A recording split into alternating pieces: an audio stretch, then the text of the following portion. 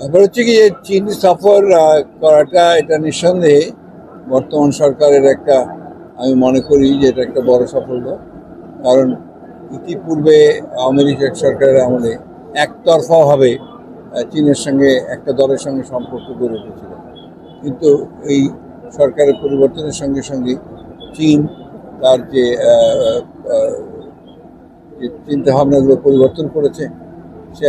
চীন এখন প্রায় সব রাজনৈতিক দলের সঙ্গেই কথাবার্তা বলছে। আর বিশেষ করে প্রধান উপদেষ্টা তো সরকার প্রধান মানে হচ্ছে বাংলাদেশের প্রতিনিধিত্ব তিনিই করেন।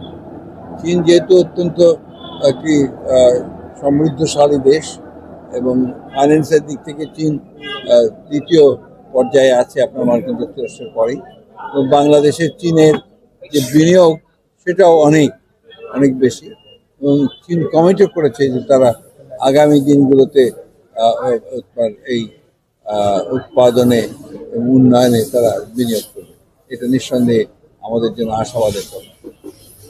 এখন তো আপনার এই নতুন যে অন্তর্বর্তীকালীন সরকার, তারা তো জনগণের আমাদের সমর্থন নিয়েই তারা এসেছেন এবং একটা অভ্যুত্থান, ছাত্র জনতার অভ্যুত্থানের মধ্য দিয়ে এই সরকার এসেছে। তারা দেশের কিছু রাষ্ট্র ব্যবস্থার পরিবর্তনের জন্য কিছু সংস্কার কর্মসূচির সামনে নিয়ে এসেছে, সংস্কার কমিশন তৈরি করেছে।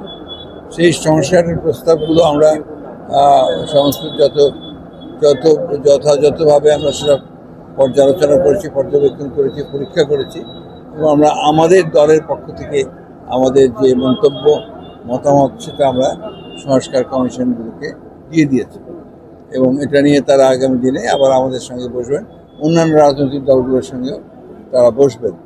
তো 6টা কমিশন হয়েছে, 6টা কমিশনে আমরা আমাদের মতামত দিয়েছি।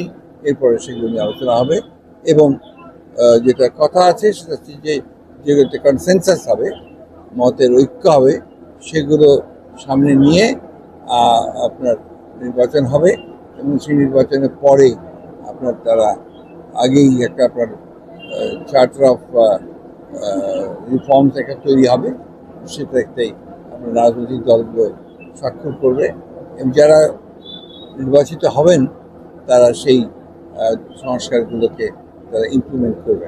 এই হচ্ছে মোটামুটিভাবে বর্তমানে রাজনৈতিক একটা বোঝাপড়া।